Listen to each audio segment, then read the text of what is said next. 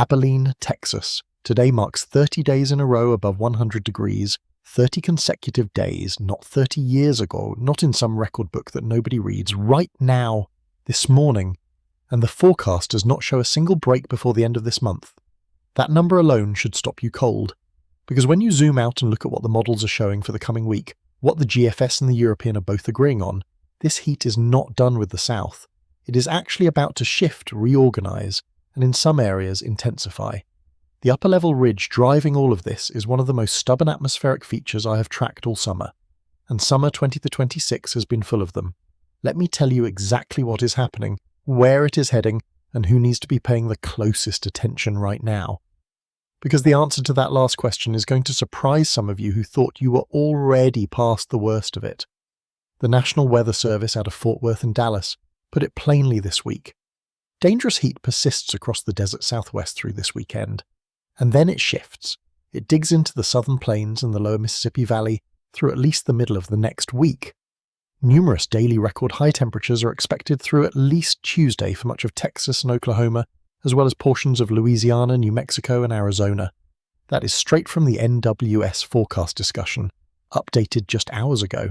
What that language means in plain terms is this: cities that were already sweltering are going to get pushed further. Dallas and Fort Worth saw 106 degrees Ophelia this week, tying the highest mark recorded this entire season. That is only a few degrees away from the all-time record, which was set back in 2023. We are not at that level yet. But here is the thing I keep coming back to. We are still in the heat. The ridge is still there, and the pattern does not show meaningful relief until late next week at the earliest. Let me be specific about what the next 48 hours look like.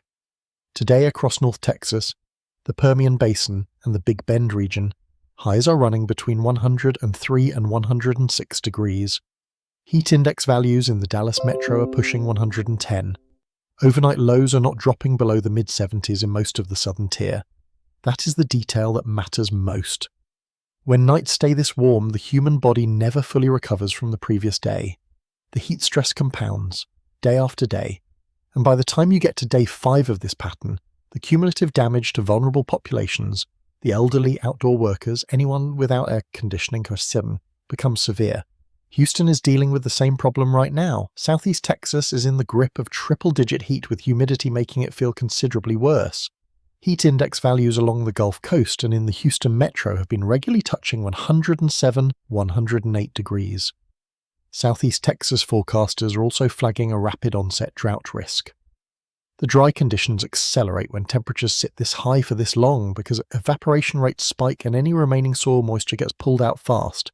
Here is who needs to watch this most closely over the next 72 hours. Midland and Odessa in West Texas, where highs are tracking near 108 today. Oklahoma City, which has already logged 45 days above 100 degrees this year, and is heading for more triple-digit days through at least Tuesday. Tulsa, where the oppressive heat continues with no significant change through the weekend. New Orleans and Baton Rouge, where the combination of humidity and heat is producing heat index values that are frankly dangerous. Memphis, Tennessee, where heat indices have been touching 110 in the Mid-South corridor. And inland South Carolina, Columbia specifically, where temperatures have been running 10 to 15 degrees above where they should be for late August.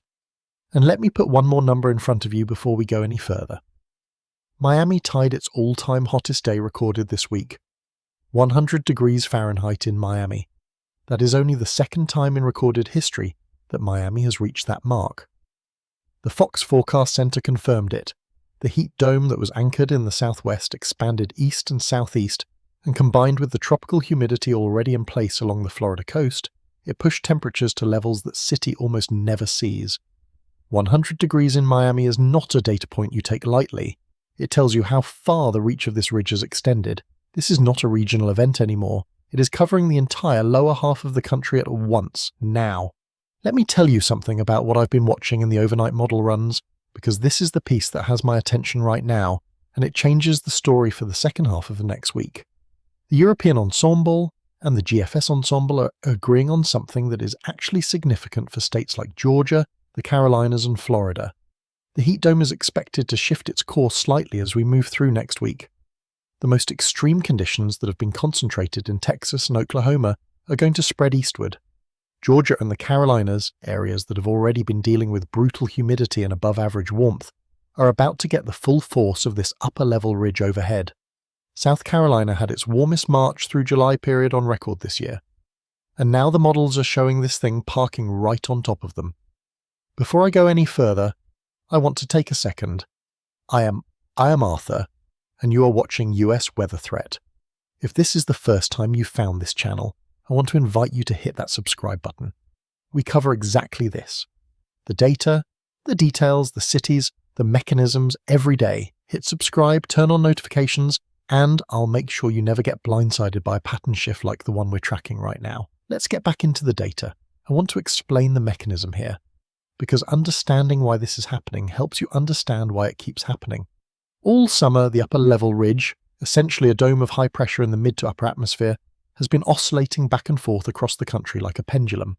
It built over the northeast in late June, collapsed there, rebuilt over the west, pushed into the central plains, and now it is anchored over the southern plains, with its influence stretching from California all the way to the southeast coast. The NWS Weather Prediction Center noted in their latest discussion that guidance is well clustered on a stagnant upper pattern next week, with a strong upper high anchored over the southwest and east-central portions of the country. That word, stagnant, is the one that should concern you. When the pattern does not move, the heat builds. There is nowhere for it to go.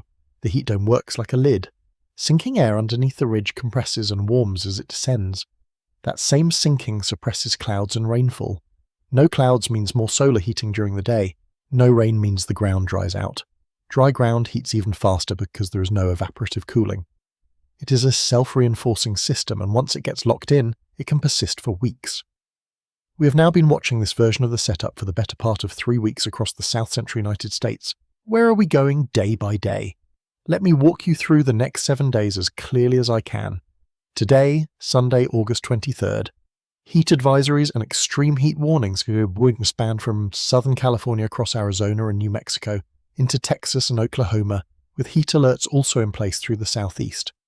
The worst of the feels-like temperatures today, the heat index values, are in the range of 107 to 115 degrees across southern Georgia, coastal South Carolina, the Florida Panhandle, and the Mid-South around Memphis. Triple-digit actual temperatures persist across most of Texas and Oklahoma. Monday, August 24th, the pattern holds. Texas and Oklahoma see no meaningful change. Dallas approaches 105 again. Oklahoma City reaches 101, nearly 10 degrees above average for this date. The heat shifts incrementally toward the Mississippi Valley. Arkansas, Louisiana, and Mississippi all see heat index values climbing toward 110. Tuesday, August 25th. This is the day I keep coming back to in the models. The European is showing the core of the heat dome nudging slightly east. Parts of Georgia and South Carolina that have already been running historically warm, South Carolina had its warmest 7-month stretch on record this year, could see highs pushing toward 100 degrees with humidity driving feels-like temperatures to 112, maybe higher. Charleston, South Carolina was being modelled at 100 degrees earlier this week by some forecast guidance. That is a city that does not see 100 degrees often. Wednesday, August 26th. The heat begins to show its first signs of weakening across the central United States. Some areas from Missouri eastward through Virginia may start to see temperatures fall back slightly as a pattern shift begins to work from the north. But along the Gulf Coast, the data does not show meaningful relief. The Gulf is still feeding moisture into the region, and without a front strong enough to push all the way to the coast, Texas, Louisiana, and Florida are likely still dealing with dangerous heat through at least this day. Thursday, August 27th through Friday, August 28th. This is where the models are beginning to diverge a bit. The GFS has been more aggressive about bringing some relief to Oklahoma and northern Texas by Thursday. The European has been slower. The ensemble mean from both models suggests a cooling trend from the north reaches the central plains by late in the week, dropping highs in Oklahoma City back toward the low to mid-90s. That would still be above average. But after 45 days above 100 degrees in that state this summer, 92 degrees would feel like autumn. Saturday, August 29th, and into the final days of August. Most guidance is showing that the interior southeast, Georgia, the Carolinas, Alabama, sees some moderation as well, with drier air filtering in from the Great Lakes. Dew points that have been in the low to mid-70s could drop into the 50s across inland areas. That alone makes an enormous difference in terms of how the heat feels and how dangerous it actually is. Florida is the exception.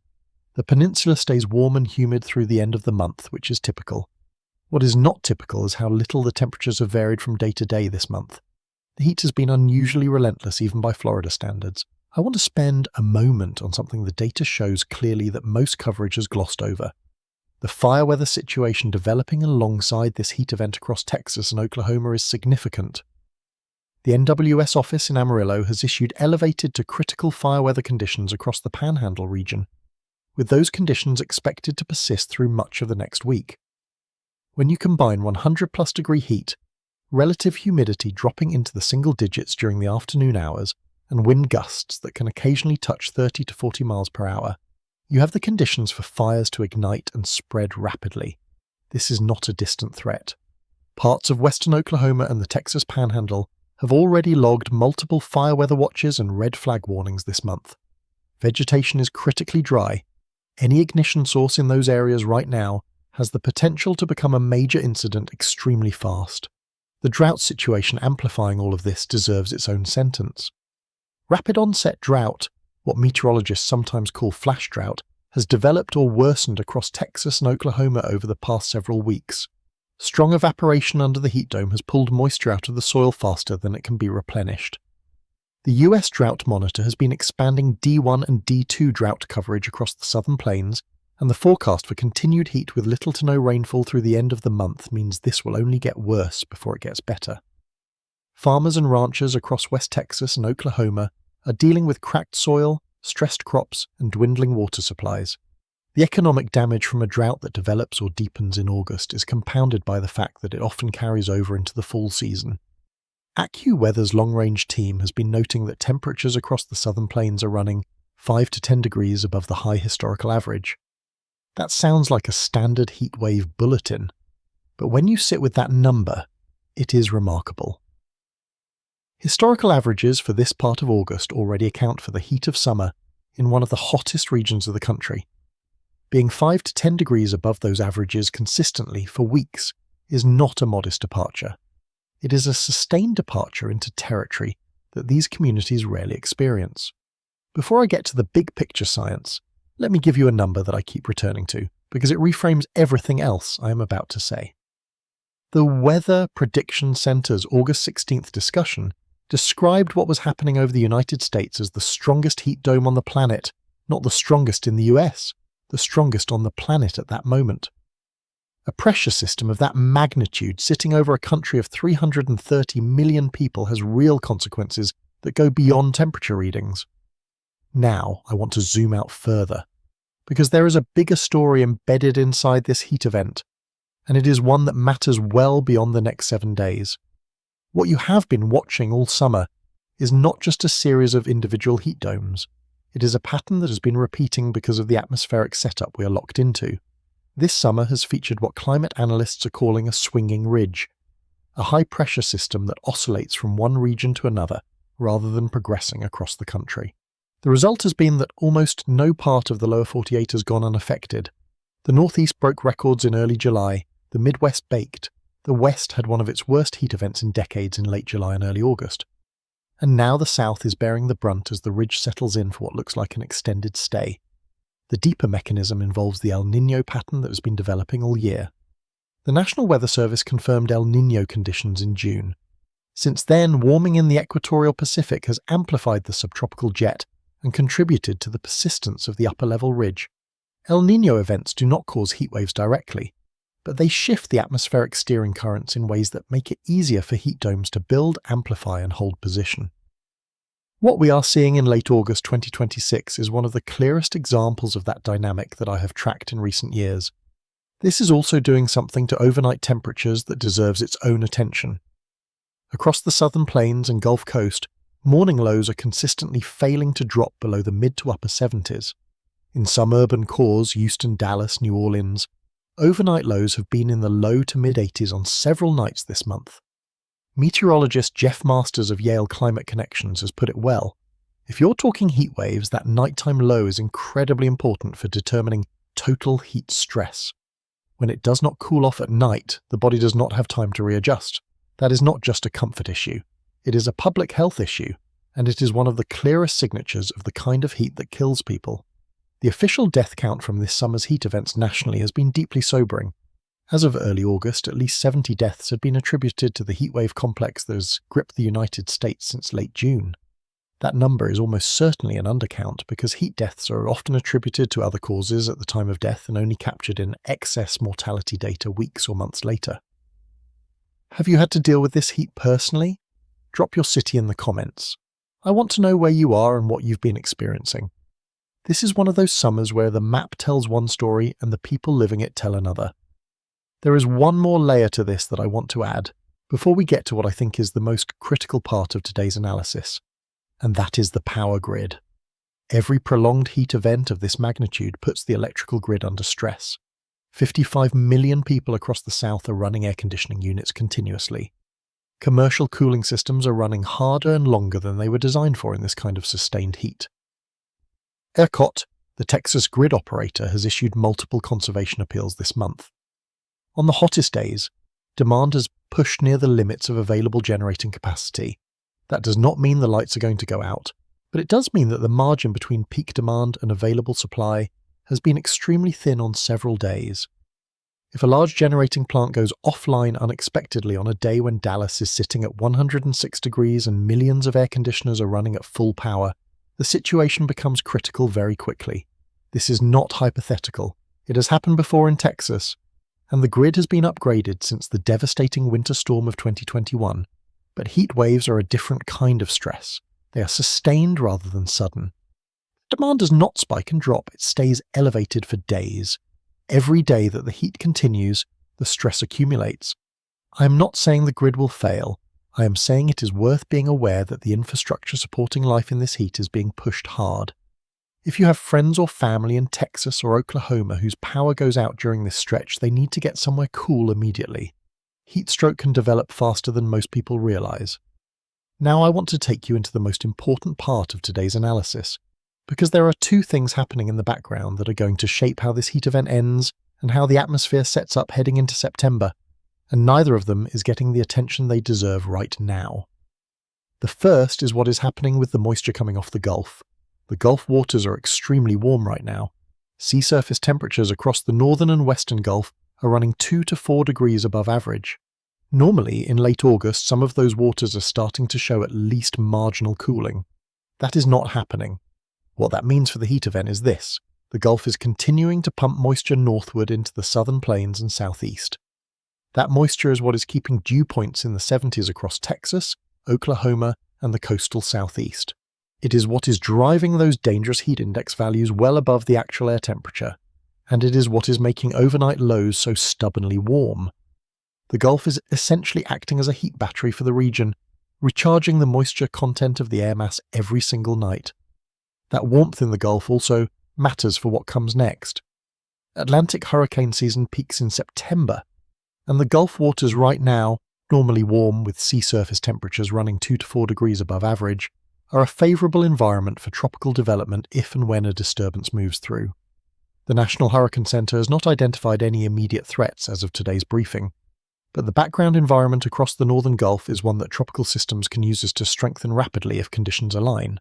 I am not forecasting a Gulf hurricane right now. What I am telling you is that the same ocean heat content that is loading the atmosphere with moisture and amplifying this heat event is also what would give a future tropical system energy to work with. That is a connection worth keeping in your mind as we move deeper into the peak of hurricane season over the next several weeks. I'm also watching the interaction between the Gulf moisture and a feature in the atmosphere that the European model has been consistently showing in its extended range. As the ridge eventually weakens and retrogresses westward in early September, there is a signal for a southerly surge of very deep moisture out of the Gulf into the lower Mississippi Valley. That surge, if it materializes, is the kind of setup that produces training convection and significant flash flooding events across Arkansas, Tennessee, Mississippi, and Louisiana. We are too far out to assign high confidence to that specific evolution yet, but it is consistent with the pattern, and it is something I am going to be tracking closely this week as the next several model runs come in. If the Gulf waters were tracking near normal, this heat event would still be extreme, but it would not be as dangerous. The added moisture is the multiplier. It is the reason a 100-degree day in Dallas in August 2026 feels fundamentally different from a 100-degree day in a drier year. The body can handle heat. What it struggles with is heat combined with humidity. When the dew point sits at 74 degrees and the air temperature is 102, the heat index reaches 115. At those levels, heat stroke can develop in healthy adults within minutes of heavy outdoor exertion. The second thing I want to flag is what happens when this ridge finally breaks down, because the pattern does show a transition coming in the final days of August and into early September. And transitions out of extreme heat setups like this one can actually generate significant severe weather. When cooler air from Canada begins to push south and east, it collides with the hot, humid air that has been baking across the south for weeks. That clash is where supercell thunderstorms, squall lines, and potentially large hail events can erupt. The SPC has been watching this window. The transition period, roughly late August into the first week of September, could feature active as weather across the southern plains, the Ozarks, and the mid-south as the air mass finally begins to break. I want to be clear that the exact timing and intensity of any severe weather associated with the pattern change is still uncertain at this range. But the ingredients, an extremely unstable air mass with very high moisture content, combined with an approaching trough per demeure, are going to be in place. I'm going to be watching this closely in the coming days. If you're in Tennessee, Arkansas, Mississippi, Alabama, or the Florida Panhandle, the period from roughly August 28th through September 3rd is one I would flag for weather awareness. Not because I can tell you right now that there will be tornadoes or a significant outbreak, but because the setup is the kind of setup that can surprise you if you are not paying attention. There is one more element here that ties this entire summer together in a way I think is worth saying out loud. This is one of the most consistently extreme heat summers I have tracked in the time I have been doing this. And it is not just about the peak temperatures, the 115 in Las Vegas in early August, the 111 in Billings, Montana, the 106 in Atlantic City on the 4th of July. It is about the cumulative, relentless nature of it, the way it has never fully let go, the way the ridge has simply moved from one region to another, never really collapsing, never allowing the kind of multi-week break that typically gives the country a chance to breathe between heat events. Abilene has not gone below 100 degrees in 30 days. Oklahoma City has logged 45 days above the century mark this year. Dallas had a string from August 13th through August 20th without a single day below 100. 45 days, 30 days, 8 consecutive triple-digit days. These are not weather statistics, they are endurance tests for millions of real people. And the atmosphere that is producing them is a product of multiple converging forces, El Niño strengthening through the Pacific, sea surface temperatures across the Gulf running well above average, and a pattern regime that has kept the steering currents from moving the heat domes offshore the way they typically do in a less anomalous year. This summer will be studied for a long time. The data from it will inform seasonal outlooks for years ahead. The water levels in Lake Mead and Lake Powell, the two largest reservoirs in the country, which provide water to tens of millions of people across the southwest, are at historic lows and have continued dropping through the summer. The heat and the drought are linked. The ridge that drives the heat also suppresses rainfall. And when rainfall fails for months, the reservoirs that store what little snowpack fell last winter keep dropping. This is a system under compound stress, and the heat dome that is sitting over us right now is one piece of a much larger picture.